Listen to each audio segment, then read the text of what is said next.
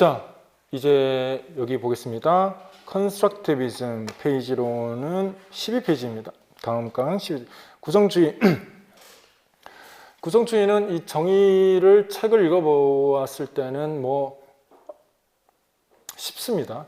근데 이 구성주의는 정의가 무엇인지가 중요한 것이 아니라 어떻게 적용되는가를 정확하게 좀 아는 것이 필요합니다.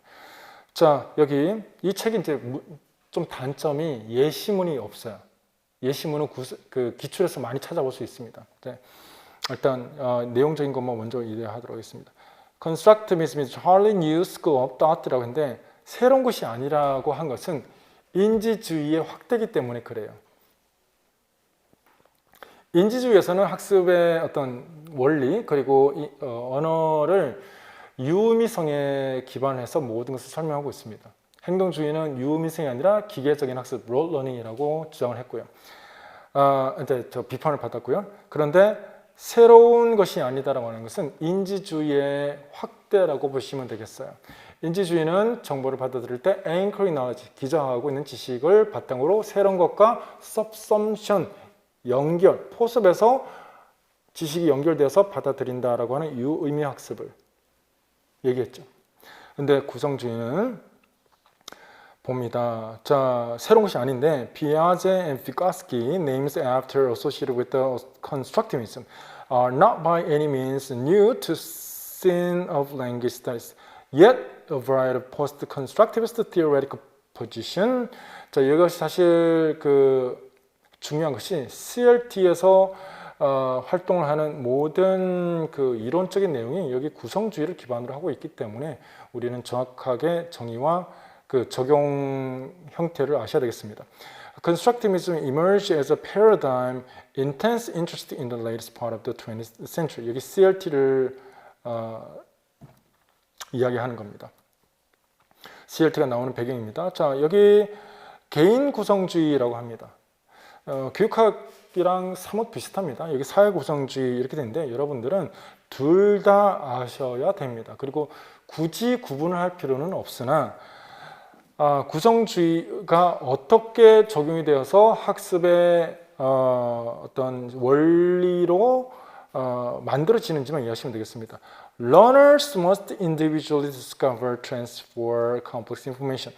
individually라고 하는 내용, individually. 개별적으로 정보를 동일하게 받아들여도 정보를 개별적으로 재구성 그리고 발견학습을 한다입니다. 여기 가장 중요한 키워드는 개인적으로. 자, 개인적으로 다른 이유는 이전 그 이론의 확대라고 했죠. 여기 새로운 것이 아니다라고 했는데 개인마다 가지고 있는 각자의 고유의 배경 지식, 경험 이런 것들이 있죠. 이런 것들이 있기 때문에 정보를 단순하게 이해하는 측면에서 끝나는 것이 인지주의 학습, meaningful learning인 반면에 구성주의는 이것을 transform 한다는 거예요. 각자의 경험에서 따라 정보를 그대로 유지하는, 받아들이는, 포섭하는 것이 아니라 재구성한다라고 하는 겁니다. 자, 그래서 are to make it their own, suggesting more active role of students in their learning than typical in many classrooms. 뒤에 나와 있는 이 many typical 한 것은 수동적인 학습을 말하는 겁니다. 여기에서 인디비주얼하게 액티브 롤이라고 하는 것은 능동적인 학습이 요구된다는 겁니다. 구성주의.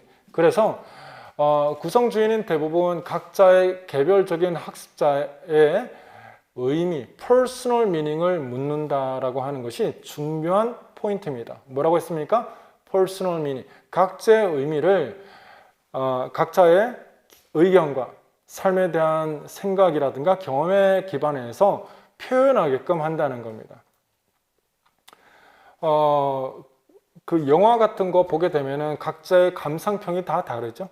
뭐 여러분들은 기생충 뭐 최근에 많이 최근이 아니구나. 저는 얼마 전에 봤거든요.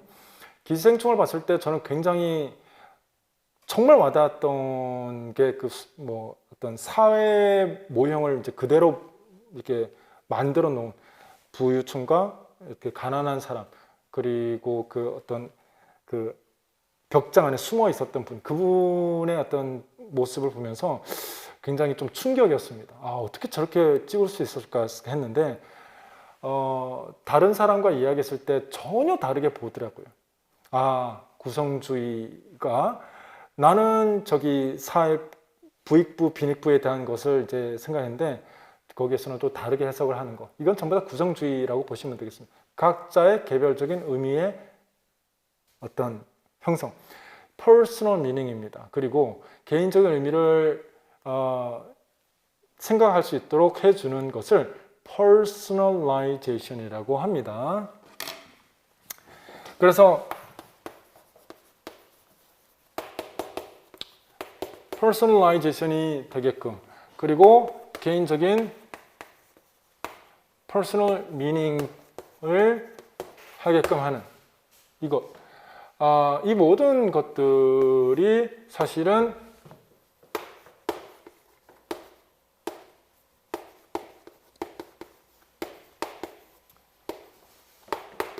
정체는 이거입니다. Learner Centered Instruction입니다. 개인적인 똑같은 유니폼이라고 하는 것을 제공하더라도 개인적인 생각을 이제 발표할 수 있게끔, 언어 형태도 마찬가지로 개인의 삶과 경험을 표현할 수 있도록 해주는 것, 그리고 개인의 의미를 표현할 수 있도록 해주어야 되는 것이기 때문에 학습의 모든 것은 교사 중심이 아니라 학자 중심의 형태, 당연히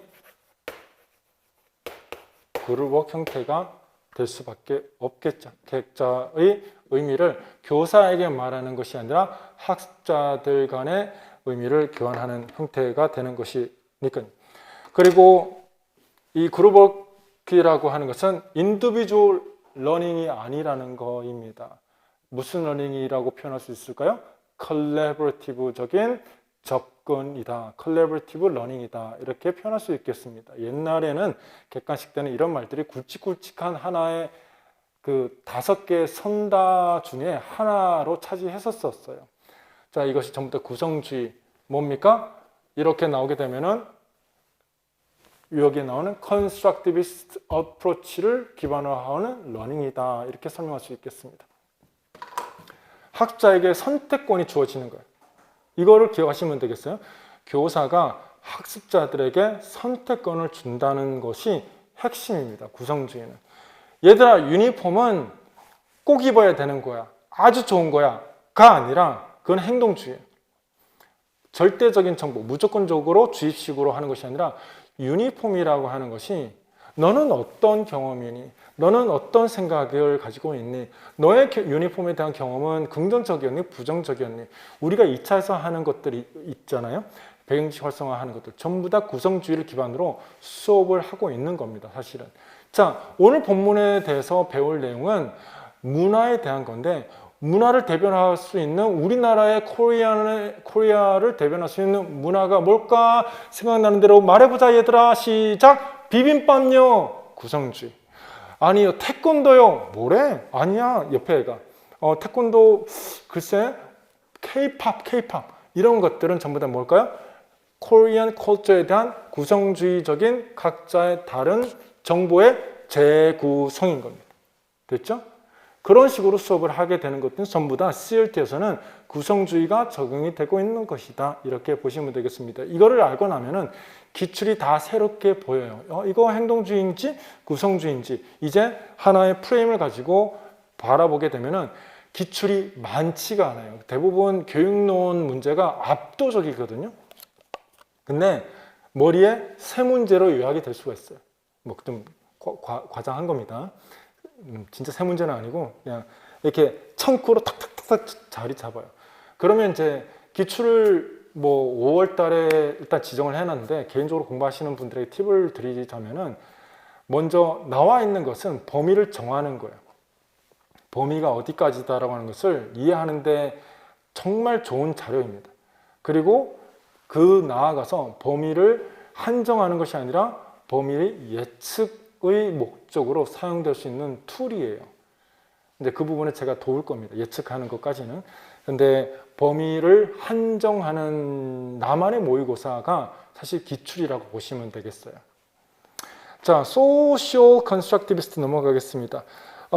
여기도 구성주의인데 Cooperative Learning in Ultimate Attainment, Social Instruction을 Cooperative Learning이라고 했는데 좀 이 말을 좀 바꾸겠습니다. 원래는 교수님 원서 내용을 교수님 왜 바꾸세요? 이렇게 할 수 있겠지만은 Cooperative라는 말보다는 Collaborative라는 말이 좀 더 적절합니다. 사회 구성주의는 Cooperative라는 말은 교수 원리, 교수법을 말하는 거예요. 정보의 공백을 기반으로 모든 학습자가 각자의 정보의 전문성이 있기 때문에 상호 의존적인 학습을 해야 되는 것을 Cooperative Learning이라고 합니다. 아시겠습니까? 정보의 갭이 있다는 말이에요.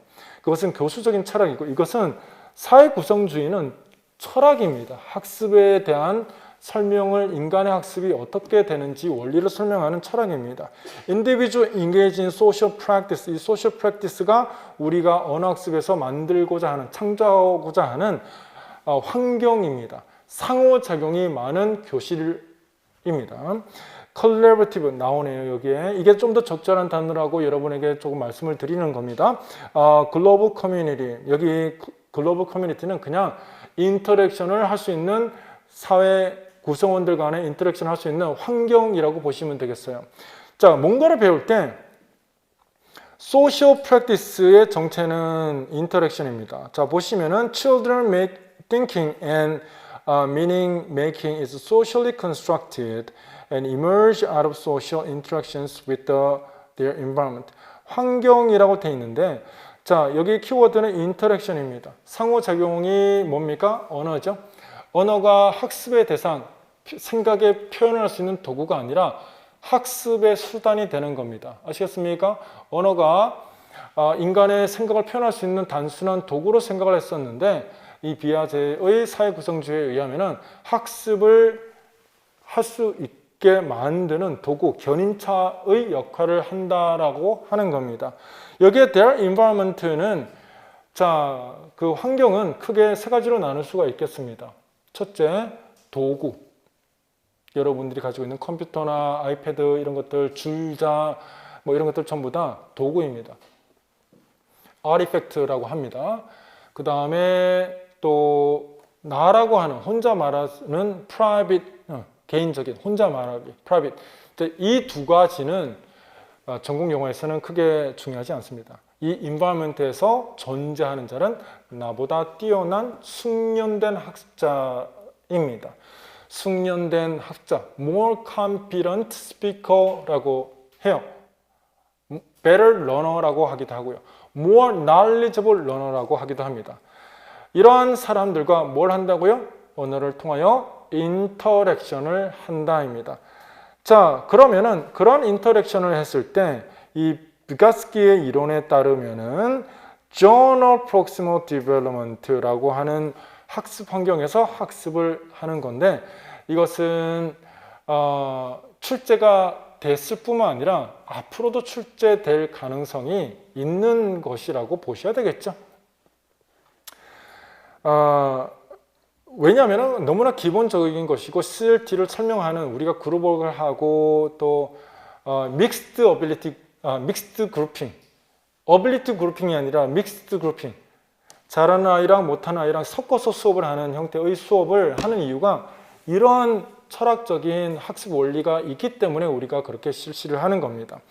Distance between learners in existing development level and potential development level. 이 두 단계, 그러니까 학자의 현재 발달 단계와 잠정적인 다음 발달 단계 사이에서 학습을 하는 것이 근접 발달 영역이라고 하는 겁니다.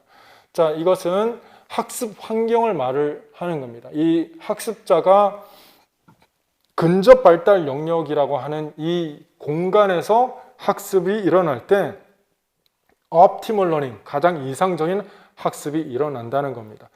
자, 이런 과정에서 이런 환경에서 학습에서 하는 것이 결국 상호작용인 겁니다. 여기 나와 있는 appropriate stimuli-라고 되어 있는데 이거 행동주의에서 말하는 자극 아닙니다. scaffolding이라고 바꿔놓으세요. scaffolding. GPD encompass task that learners has not learned. 자, learner has not learned는 individually not capable 이렇게 이해하시면 되겠습니다. 과업은 도전적 과제인데 혼자서는 할 수 없는 거예요. 그래서 모든 기출은 collaborative라고 하는 말이 나올 수밖에 없는 거예요. 옛날에 객관식에다 individual approach를 한다라고 한 것이 하나의 복이었어요. 왜냐하면 과업은 혼자 절대로 할 수 없는 도전적 과제였기 때문에 그러한 겁니다. 근데 이런 과업을 하기 위해서 capable learning with the appropriate stimuli. 이 stimul이는 앞에 보세요. 정체는 이거예요. 미디에이션이에요. 보다 누구랑 상호작용을 한다고요? 인터랙션을 with 숙련된 피어인데 피어도 될 수가 있고요. 티처도 될 수가 있죠. 또 네이티브 스피커도 될 수가 있고요. 이런 모든 사람들이 학습자들보다는 좀 더 이렇다고요. confident하다고. 이런 사람과 상호작용할 때 미디에이션이 되는 매개체가 되는데 이 매개체의 정체는 상호작용입니다. 상호작용을 통하여서 제공되는 도움을 사실은 여기에 이렇게 스캐폴딩 아까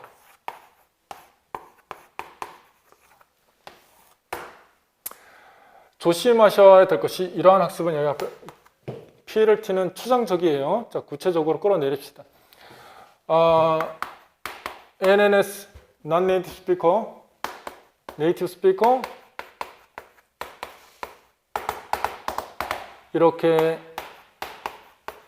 했을 때 처음에 말하는 이 학습자의 발문에 오류가 있는 것이 아니에요. 아주 어떤 언어적인 기능적 수행이 거의 한정적인 겁니다. 한정적이라는 말은 언어 형태에 대한 수행을 해야 되는 과학적인 이것이 여기 나와 있는 설명대로 하자면은 actual developmental level 여기 첫 번째 하는 발문은 근데 여기 원어민이 하는 모든 여기 중간에 이 둘은 이 학습자가 혼자서는 할 수 없는 언어 수행을 할 수 있도록 제공되는 도움입니다. 도움. 제가 한국말로 이렇게 쉽게 쓰지만은 발판이에요. 발판. 그런데 이 도움이 있었을 때 다음 발문이 시간이 지나면서 좀 더 정교해지죠. 정교해져. 그러니까 이러한 과정에서 학습자가 하는 언어 수행은 결국 mediated performance이다라고 얘기할 수 있어요. mediated performance라고 하는 이 말은 혼자서는 못한다라는 말이에요. 보다 숙련된 학습자의 도움을 상호작용을 통하여 도움을 받아서 만들어졌다. 이 전체 이 학습 환경이 무엇이다 라고 했을 때는 Zone of Proximal Development 상황에서 학습이 된다. 어디에서? Within. 됐죠? 그러면은 Beyond라는 말을 쓰면 어떻게 될까요? Beyond GPD. 이 말은 무슨 말일까요? 학습자의 발달 단계적으로 그것을 학습할 상태가 아닌 준비가 안 되어 있는 너무나 어려운 과업을 부여받았기 때문에 아무리 도움을 제공한다고 하더라도 GPD가 아니기 때문에 바로 다음 단계입니다. 정의에 뭐였습니까? Actual Development Level과 다음 단계 뭐라고 표현했어요? 포텐셜이라고 썼죠. 포텐셜이라는 말은 가능한, 바로 다음 단계, 발달 단계에서 다음 단계에 일어나는 것을 얘기하는 거예요. 그 사이를 잘 조정해야 되는데, 여기서 중요한 여러분의 교육적인 시사점, 그걸 어떻게 아는데? 내가 쟤를 부모도 모르는데, 좀 생각을 해봅시다. 부모도 모르는 우리 아이의 속을 제가 다음 단계가 어딘지 내가 어떻게 알 길이 뭐예요? 응? 그죠? 근데 방법이 있죠. 그래서 교육론이 사실 배워야 되는 이유기도 한데, 알 수 있는 방법이 딱 하나 있습니다. 뭡니까? 여러분이 처음에 가서 아이들에게, 야, 13페이지 펴가 아니라 이거를 해보면 되죠. 상호작용을 해보면 되죠. 상호작용을 해보면은 아이들이 무엇을 할 수 있고 무엇을 할 수 없는지를 금방금방 알 수 있게 됩니다. 그래서 모든 수업은, 교사는 인터랙션이 풍부한 수업을 해야 된다라고 하는 CLT의 기본적인 원칙이 만들어지는 겁니다. 뿐만 아니라 교사와의 상호작용에 한정된 것이 아니라 아이들끼리 학습을 하게 될 때 무엇이 형성이 될까요? 상호작용을 풍부하게 할 수 있게 되는 것이죠. 그러한 학습 환경을 우리는 그룹웍 내가 만들었어. 뭐라고 지칭할 수 있을까요? 나는 오늘 수업을 GPD를 형성하는 수업을 했다. 이렇게 일기를 티칭 로그를 쓸 수 있는 겁니다. 그리고 그것을 가능하게끔 나는 땡땡을 썼다라고 할 수 있어요. 여기에 아이들에게 인터랙션을 할 수 있게끔 목적을 주었고, 아이들은 자, 이런 형태로 그룹은 뭡니까? 그 안에는 나보다 뛰어난 사람이 있는 것이죠. 나보다 숙련된 학자가 있는 것이고, 숙련된 학자로부터 상호작용할 때 도움을 받았습니다. 이런 스캐폴딩을 제공받은 겁니다. 오류에 대한 네거티브 피드백을 제공받았다가 아닙니다. 콜래버티브 러닝을 했다입니다. 아시겠습니까? 그런 환경은 GPD인데, 그것을 가능하기 위해서 나는 무엇을 썼다라고 했을 때 여러분은 뭐라고 얘기해야 되겠습니까? 티칭 로그의 하나의 단어는 타스크입니다. 태스크를 아이들에게 주었는데, 그 태스크의 특징은 individually 뭐라고 할까요? Not capable. 근데 어떻게? With the help of others, peers 로는 가능하다라고 하는 거예요. 이거는 어떤 형태로인지 시험에서 정말 주물기에 따라서 그냥 출제가 자유자재로 할 수 있는 겁니다. 하나만 예를 들어볼게요. 여러분이 이제 교육학에서도 이제 약간은 이미 알고 있는 내용을 제가 설명을 드리는 겁니다. 이 스캐폴딩의 A박스에 정의를 줄 수 있겠죠? 단순한 지금 사례입니다. 스캐폴딩의 사례를 주고, 데피니션을 주고, 여기 지금 뭐 스티뮬라이라고 했는데, 스캐폴딩입니다. 그리고 밑에 박스에 인터랙션을 쭉 주고, 뭐 여러 개를 주고, 교사의 스캐폴딩을 찾으시오라고 했을 때 하나의 발문을 쓰라고 하면은 뭐가 돼야 될까요? 스캐폴딩을 찾으라라고 하면은 이런 애들이 이거죠. 근데 이런 발문의 특징은 이것이 있음으로써 인터랙션에 있어서 이전 바라보다 다음 바라가 이것을 발판으로 정교해지는 겁니다. 밑으로 내려갈수록 어떻게 될까요? 점층적으로 더 정교해지는 거예요. 이거를 그래서 vertical적인 의미의 형성이다라고 이야기를 하기도 합니다. vertical construction. 아시겠죠? 이렇게 전부 다 이런 conversation이 각각 중간중간에 매개체가 들어가는 것. 학습자는 그것을 밟고 내가 혼자서는 절대로 할 수 없는 건데 점층적으로 언어가 뭐라고요? 정교해진다. 혼자서는 할 수 없는 것이다. 정교해진다. 뭐가 필요하다? 내가 선생님이 됐을 때 아이들에게 말을 붙여보는 것은 아이들의 GPD를 만들기 위해서 적절한 비계를 제공하기 위해서 아이들의 잠정적인 발달 단계를 판단하는 과정이라고 볼 수 있겠습니다. 알겠죠? 그래서 이제 학습이 일어난다? 그러면 나랑 대화할 때 영어가 좀 더 아이들이 잘하는 것 같아요. 여러분도 이제 느껴보셨을 겁니다. 영어 배우시다가 원어민이랑 이야기하면 갑자기 말이 잘 나와. 좋아. 내가 이런 실력이. 근데 똑같은 아이랑 얘기하는데 같이 버벅대는데 내가 더 버벅대. GPD가 아닌 거입니다. 뭔가 원어민이 딱 정말 나에게 맞는 별것도 아닌데 막 웃어줬어. 감정적인 부분이랑 뿐만 아니라 인지적인 측면에서 so you mean 뭐 이렇게 자꾸 내가 했던 말을 연장시켜줘. 그런 것들은 사실 전부 다 스캐폴딩을 받은 겁니다. 혼자 하면은 어떻게 된다? 삥! GPD를 과정을 통해서 내가 학습이 점차 확대된다라고 하는 겁니다. 이 모든 것은 CLT에서 그룹 워크, 러너 센터드 인스트럭션을 하는 근본적인 원리를 설명해내는 겁니다. 여러분 아셨습니까? 이거는 그냥 뭐 비아제와 그 비가스키의 차이점에 대해서 이제 얼마나 준비되어 있느냐 아니면은 뭐 상호작용을 중시하느냐 이 차이점인데 피아제는 굳이 발달 단계적인 부분에 대한 다시 강조하는데 이거는 건너뛰셔도 좋습니다. 여기 다시 보겠습니다.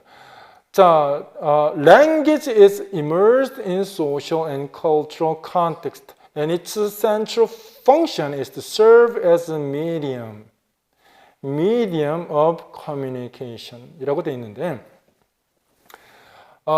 언어에 대한 그 정의를 좀 더 정확하게 내리는 그 비가스키의 이론에 입각해서 내리는 것은 모든 것은 언어가 결국 의사소통의 수단 자체일 뿐만 아니라 학습을 촉진시키는 미디에이션, 매개체다라고 하는 것을 오늘 여기에서 이해하시고 넘어가면 되겠습니다. 자, 시험에 한번 나왔던 부분입니다. 학습 환경이 GPD가 이다라고 하는 거. 근데 나머지 앞으로 나올 수 있는 부분도 마찬가지로 CLT에서 구성주의 원리를 설명할 수 있겠습니다. 자, 하나 더 적용점. 자, 이 책도 중요하죠. 근데 방금 했던 것을 조금 확대시켜 볼게요. 제 설명을 듣고 여러분이 고개 끄덕끄덕 하잖아요. 그러면 오늘 수업 완전하게 잘 이해한 겁니다.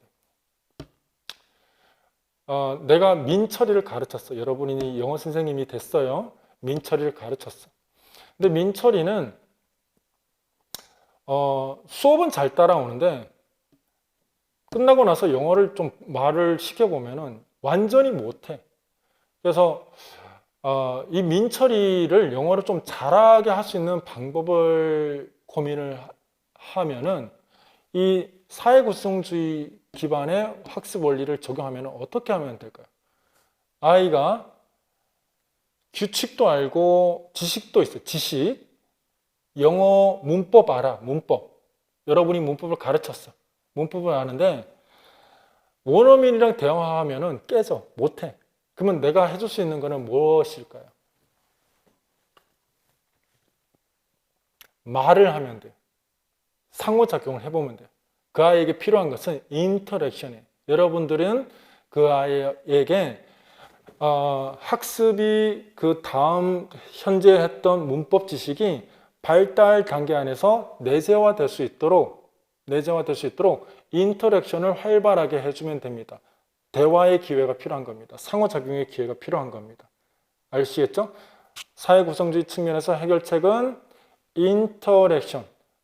여기에 인터랙션은 혼자서 할 수 없는 수행, 과업을 수행하기 위해서 내가 대화를 하거나 아니면은 동료 학습자들끼리 대화를 시켜보면 됩니다. 다량의 인터랙션을 함으로써 현재 자신의 발달 단계와 다음 단계 사이에 있는 근접 발달 영역을 환경을 제공하면 된다. 이렇게 이해하시면 되겠습니다. 적용점 하나 이렇게 이해를 위해서 말씀을 드린 겁니다. 아시겠죠? 자, 그 다음은 이거는 뭐 그냥 넘어가셔도 좋습니다. 19th Centuries of Learning Teaching인데 보시면 이거 시간 많이 가거든요. Classical Method 이렇게 나와 있는데 이거는 옛날에 자, Focus on Grammatical Rules, Memorization 등등등 해서 교수 원리가 없어요. 이거는 나중에 어디야? 왜 안 나와 있어?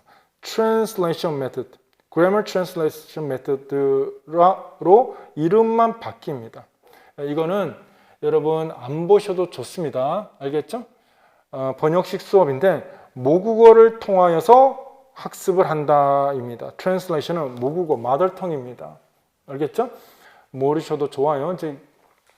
제발 제 말 좀 들으세요. 모르셔도 좋다 그러면 그래 나는 경쟁력이 더 있어야 돼. 저렇게 얘기를 하니까 다른 사람은 건너뛰겠지? 나는 해야지. 그 의심병이 많으신 분들이 가끔 계십니다. 이게 시간 아끼세요. 알아야 되는 것만 잘 아시면 됩니다. Teaching and Learning 20th Century 여기도 넘어가게 되면은 오디오 링걸 메서드 나와 있습니다. 이 장에서 많이 강조됐던 것이 행동주의적인 습득과 인지주의 그리고 구성주의 이렇게 크게 건드렸는데 행동주의의 학습의 원리에서 나오는 산물이 오디오 링걸 메서드입니다. ALM이라고 하는 것은 Overemphasis on Oral Production Drill. 여기에 가장 중요한 내용이 여기 drill이 나오네요. Oral Production. 이 오디오 링걸 메서드를 디렉트 메서드랑 공통점이 있어요. 오럴적이에요. 오럴적인 거. 이게 왔다 갔다 하거든요. Grammar Translation Method는 written적인 거예요. written approach라고 할 수 있고요. 반대로 나온 디렉트 메서드랑 오디오 링걸 메서드는 oral approach라고 할 수 있습니다. 말하기 중심입니다. Borrowed tenets from the predecessors almost half century direct method 이렇게 돼 있는데 이것을 잘못 연결하시면 안 돼요. 여기에 지금 자 들으세요. 이거를 질문하시는 분이 많으세요. 이거에 대해서 시리즈 메서드랑 이거의 디렉트 메서드에 대해서 질문하시는 분이 많은데 조심하세요. Borrowed tenets from its predecessors by almost half century ago라는데 먼저 나온 게 이거라는 얘기거든요. 교육론의 역사에서 교수법이 이게 탄생하고 난 다음에 이게 탄생했다인데 여기에 tenets라고 하니까 이 tenets는 principle입니다. 원리입니다. 원리를 기반으로 따왔다인데 여기에 원리는 이거밖에 없어요. oral밖에 없어요. 그리고 이 디렉트 메서드는 시리즈 메서드라고 해서 일련에 연결되어 있는 어떤 그 문장을 통하여서 학습을 한다라고 하는 건데 기본 원칙은 without translation이에요. 번역을 통하지 않고 문법을 배운다라고 하는 것이 그 목적이지 이 디렉트 메서드에 뭔가 심리학적인 기반이 없습니다, 여러분. 심리학 뭐입니까? 여기 행동이래. 답이 나왔네. 오디오 링걸 메서드에서 심리학은 무엇이 뒤에서 딱 뒷받침해 줍니까?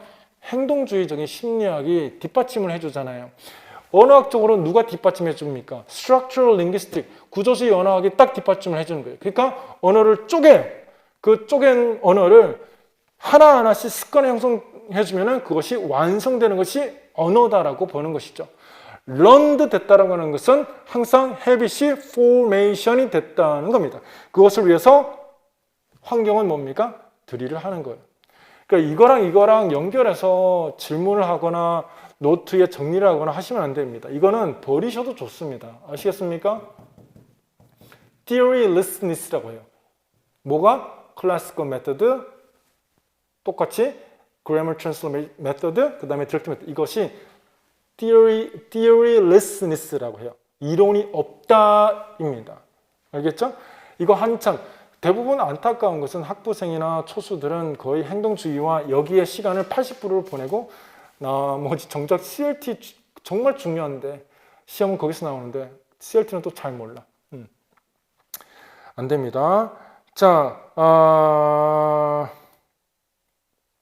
이런 것도 필요 없어요. Within short time, however, within increasing popularity cognitive psychology, ALM critics were advocating more attention to rules, to the cognitive code language, to which some smacked the return to grammar translation인데 여기에 지금 코그니티브 코드라고 하는 교수법이 나중에 탄생하는데 그것에 대한 언급을 하는 겁니다.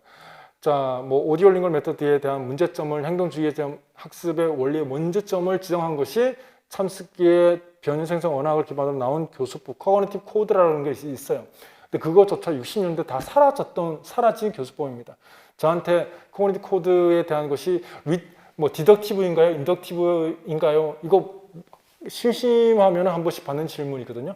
그거 자체가 필요하지 않는 교수법입니다. 코그니티브 코드 메터달러지라고 하지도 않습니다. 어프로치라고 해요. 어프로치라는 말은 교수법적으로 원리가 없는 겁니다. 어떻게 가르쳐야 된다는 것을 교수법적으로 설명하고 있지 않습니다. 그냥 규칙을 배워야 돼. 어떻게? 그냥 변형생성 언어학적인 어떤 원칙에 의해서. 이런 거기 때문에 내 말은 안 해도 된다는 거예요. 자, 이거를 소개하는 것으로 안타깝게 1장은 끝이 납니다. 이거 좀 넘어가겠습니다. 이거 너무 CLT가 왜 나오는지를 설명하는 건데 여기 보겠습니다. Today, 18페이지, many of the pedagogical spring and rivers of the last few decades, 뭐 지금까지 많은 연구와 어떤 그 리서치의 기반을 통해서 나온 것이 Communicative Language Teaching입니다. 이렇게 이거는 8장에서 자세하게 다룹니다. 자, 그리고 여기에 용어에 대한 정의 이렇게 나와 있는데 우리는 이것도 아니고 이것도 아니. 시험은 approach라고 하는 것은 principled eclectic적인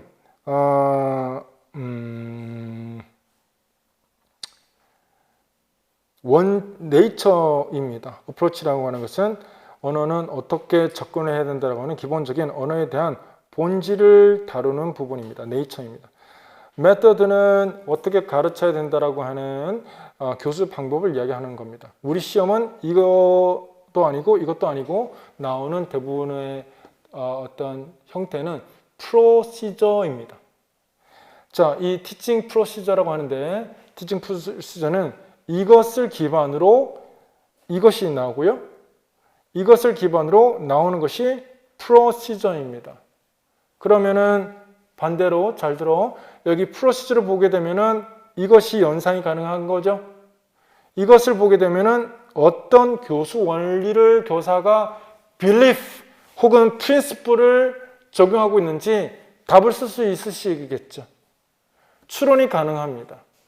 교사의 발문이나 학습 목표, 행동, 인터랙션 이런 등등 그리고 어떻게 피드백을 주는지를 보게 되면은 어프로치를 다 역추적 가능합니다. 알겠죠? 그러니까 우리가 출제돼서 접하는 것은 프로시저이나 메서드나 어프로치까지 연결이 가능하고 PLT에서는 그런 것들을 큰 틀을 딱 잡아주는 책입니다. 1장이 끝났네. 오늘은 1장까지만 하겠습니다. 오늘 여기까지 하겠습니다. 수고하셨습니다.